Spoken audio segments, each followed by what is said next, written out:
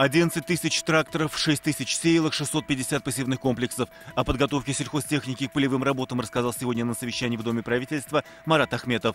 По словам главы Минсельхоза, вся техника должна быть отремонтирована до 1 апреля. На это потребуется 3 миллиарда рублей. 340 казанских семей в новой квартиры. Сегодня в Салават-Купере сдали очередной дом. Он проблемный. Начал многоэтажку один подрядчик, закончил другой. Все квартиры оборудованы плитами, счетчиками, фильтрами воды.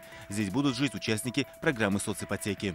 В Казань сегодня вернулись победители чемпионата и первенства ПФО России по УШУ. В Перми Татарстан представляли 35 спортсменов из Зеленодольской и Казани. По итогам соревнований в копилке сборной 50 медалей, в том числе 22 золота.